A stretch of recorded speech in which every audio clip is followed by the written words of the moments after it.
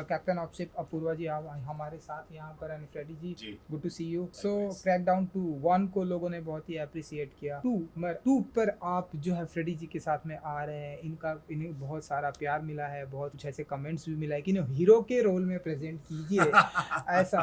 तो क्यों आप इन्हें ऐसे टेररिस्ट के रोल में ये कंप्लेन मिली है ऑडियंस से, तो बताइए। मैं एक्चुअली ये इनको फेवर कर रहा ओह। हूँ क्योंकि क्या होता है ना कि ये सही बात। जब आप एक विलन का रोल किरदार निभा रहे हो ना, तो आपके पास कोई बाउंड्री नहीं है। तो आप हीरो बन सकते हो विलन के अवतार, तो आपके पास पूरा फ्रीडम है, जो भी करना है वो कर सकते हो और पब्लिक आपको एक्सेप्ट कर लेगी। लेकिन हीरो सब कुछ नहीं कर सकता, समझ गया ना। तो मैंने फ्रेडी को पूरा छूट दिया है। फ्रेडी मेरा घोड़ा है जिसको मैंने छोड़ दिया है रेस जीतने के लिए, और वो रेस जीत गए। आपको रेस देखनी है बस 25 तारीख। सुनिए फ्रेडी जी, आप हीरो है इस फिल्म सीरीज। जी बिल्कुल, एब्सोल्युटली। अब इनकी बातें जो है वो बिल्कुल सही है। आप जो बोल रहे थे कि इनके हीरो में ना विलन नहीं, इनके स्टोरीज में विलन नहीं होते। इनके हीरो में एक होता है हीरो और एक होता है एंटी हीरो। और ये जो दायरे की बात कर रहे हैं कि वो विलन किसी दायरे में बंधा हुआ नहीं होता। और जिस तरह के डायरेक्टर है वो जिस प्रकार की कहानियां बनाते हैं, जिस प्रकार की फिल्में बनाते हैं, वहाँ आपने चीज देखी होगी कि इनकी क्राफ्ट में ये अच्छाई है, ये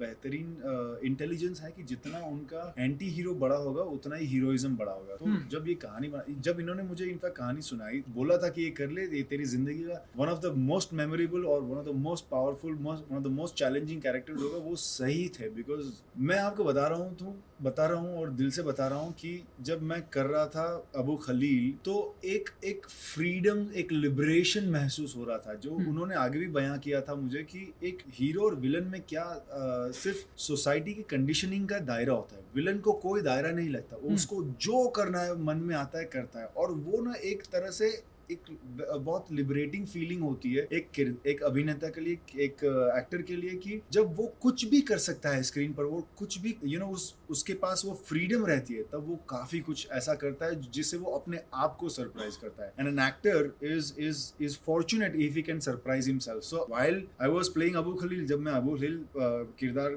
प्ले कर रहा था in front of the camera, मैं अपने आप को बहुत स्वतंत्र फील कर रहा था। It was very liberating. So I think I am glad, I am very happy I did Abu Khalil, ये तो इनकी बातें थी। अब आपके बारे में भी कंप्लेन आई कि आप ऐसे कभी, हम आपको क्या, बहुत सारे लोगों ने आपसे सवाल पूछा ही है कि क्या आपको हम ऐसे रोमांटिक फिल्में भी देखेंगे जिस डिफरेंट अंदाज में एक्शन हम आपको। मैं रोमांटिक फिल्म देखता हूँ लेकिन मेरे दिमाग में उसे पर्दे पर नहीं उतारना चाहते आप कभी। पर्दे पे किसी और बनाते वो देखता मजे लेता हूँ। ओके क्योंकि मुझे ना ही रोमांटिक पिक्चर के ऑफर आते और मुझे लगता भी नहीं है मैं बना पाऊँ। रोमांस में एक्शन दिखा सकते हैं आप। रोमांस में ही तो एक्शन है।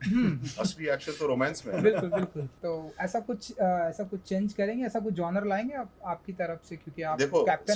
सर देखो, एक चीज तो सिंपल है कि पिक्चर बनाने के पैसे चाहिए, और अगर कोई आपके ऊपर पैसे डाल रहा है तो आपको एक्चुअली फॉर्चुनेट मानना चाहिए खुद के। समवन बिलीव्स इन यू कि आपके ऊपर 20, 30, 40, 100, 200, 300 करोड़ डाल रहे हैं, ठीक है। अभी उसमें कोई लोगों को लगता है कि मेरे साथ वो काम करे तो मैं एक्शन अच्छा करूंगा, तो उसमें मैं खुश हूँ। आप समझ गए ना, क्योंकि वो अभी मैं एक क्राफ्ट में कॉन्फिडेंट हूँ, मैं बजट में पिक्चर ला सकता हूँ। मैं शो, ये जैसे ये शो है मैंने 46 डेज में खत्म, तो मेरे को ये अभी ये आ गया है क्योंकि मेरी बैकग्राउंड ही असिस्टेंट डायरेक्टर की, प्लानिंग वगैरह। तो अगर कोई आता है और मेरे को स्क्रिप्ट अच्छी लगती है तो मैं 100% करूंगा। मैं कॉमेडी भी करूंगा, हॉरर मेरे से होगा नहीं क्योंकि मुझे पता नहीं पड़ता है। तो कुछ भी करेंगे यार।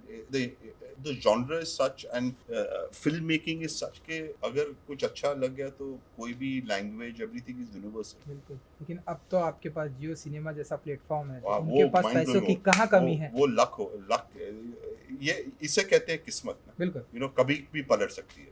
किसने सोचा था वुड के लिए कर रहे थे, जब वुड के लिए कर रहे थे बहुत सारे एक्टर्स पहली सीजन में अग्री नहीं कर रहे थे क्योंकि वो सोच रहे थे कि वो छोटी कंपनी के लिए काम करेंगे। लेकिन वुड सपोर्ट किया इतना और जियो ने ले लिया। तो अभी क्या है, जियो के ऊपर आज से कुछ 6 या 7 स्पॉट है हमारे पर हाफ मैच में। तो मतलब कितने करोड़ लोग देखते हैं यार जियो। तो उनको सबको पता चलेगा भाई क्रैकडाउन जैसी ये चीज है। बिल्कुल। देख लो, और वो भी फ्री में।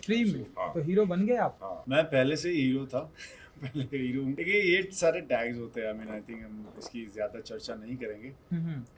पर हाँ एक ये है कि जब हमारे पास बड़ा स्टूडियो होता है, एक डायरेक्टर होता है, जब आपके कन्विक्शन में विश्वास रखता है, जब आप में कन्विक्शन रखता है, आप में आपके टैलेंट और हुनर पर विश्वास रखता है, तो जज्बा बहुत बढ़ जाता है और उसी जज्बे के साथ I am looking forward to Crackdown 2। And Apoorva ji, Crackdown 1 की मैं बात करूँ, लोगों ने बहुत अप्रिशिएशन किया एंड आपकी जितनी भी फिल्में आई हैं वो लोगों ने बहुत ही अप्रिशिएशन किया। सारी नहीं, मुझे तो ऐसा लगता है, मैंने जितनी भी देखी मुझे सारी अच्छी लगी। तो अब प्रेशर थोड़ा रहता है कि 2 आ रही है, आगे अपकमिंग जो भी फिल्में आएंगी कि ये अच्छा बनाना ही पड़ेगा ऑडियंस के लिए। मैं ऑनेस्टली बोलता हूँ कि प्रेशर तो हर पिक्चर में रहता है, क्योंकि देखिए ये आपका प्रोफेशन, यू अंडरस्टैंड, जब भी आपका ये प्रोफेशन होता है, जब भी आपकी रिस्पॉन्सिबिलिटी होती है एंड किसी का पैसा लगा हुआ है, तो जो भी एक कॉन्शियस इंसान होगा थोड़ा, he will want to try his best and most importantly कि आपका नाम होता है। तो जब आपका नाम किसी से जुड़ता है, वो नाम आपका है नहीं, आपने सिलेक्ट किया नहीं है, आपके फैमिली ने, तो वो ही प्रेशर काफी है, क्योंकि एक अपूर्वा लाखिया फिल्म है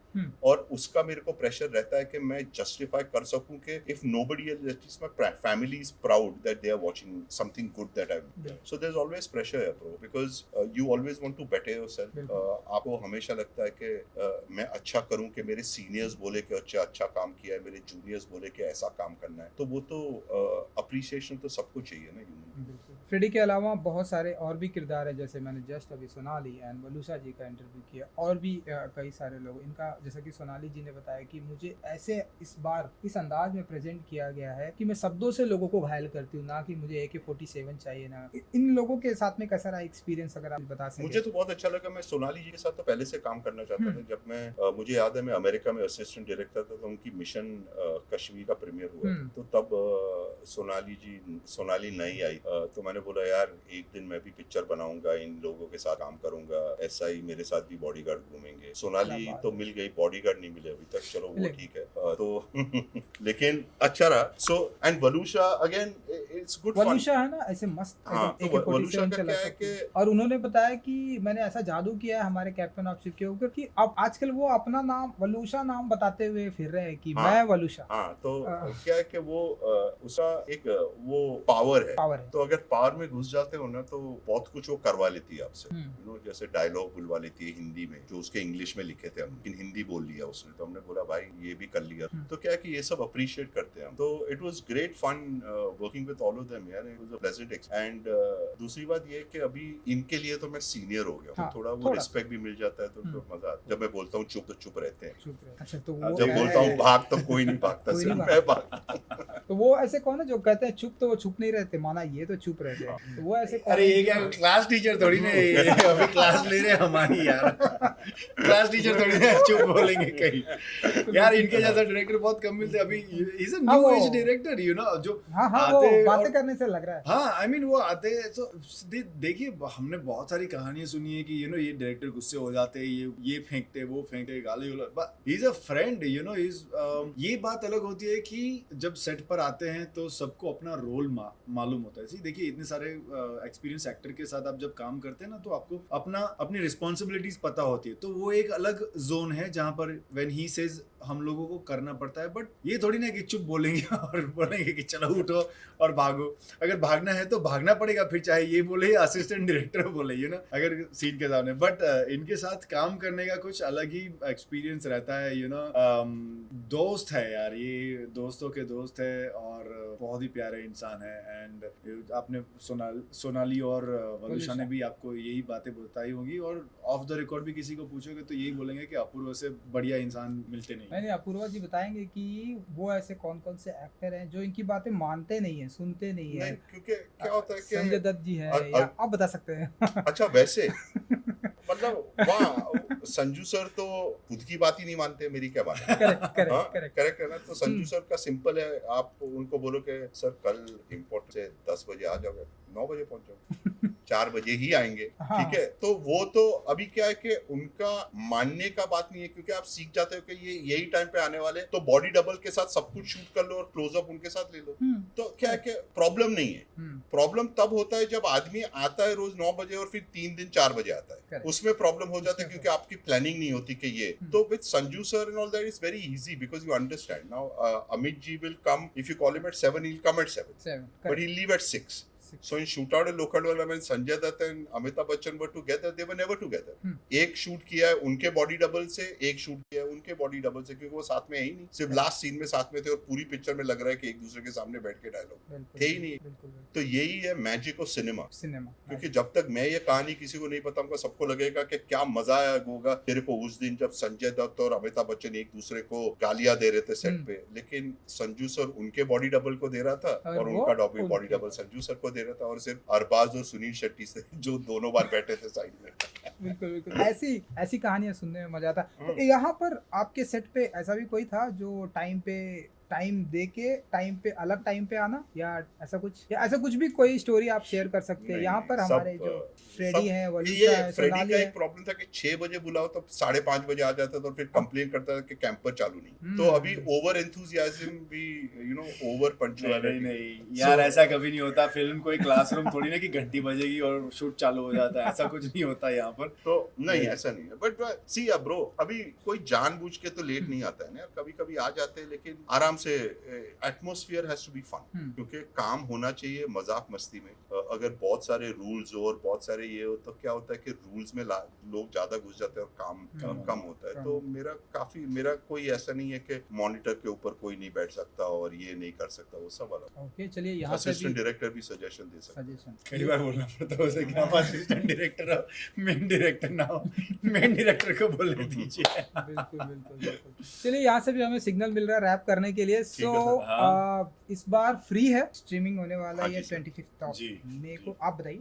25 में Jio cinema, please watch crackdown. Free है, अच्छा सीरीज है, एक्टिंग बहुत अच्छी है और काफी धमाके हैं, तो आपको मजा आए and it's family oriented. Absolutely. Thank you so much.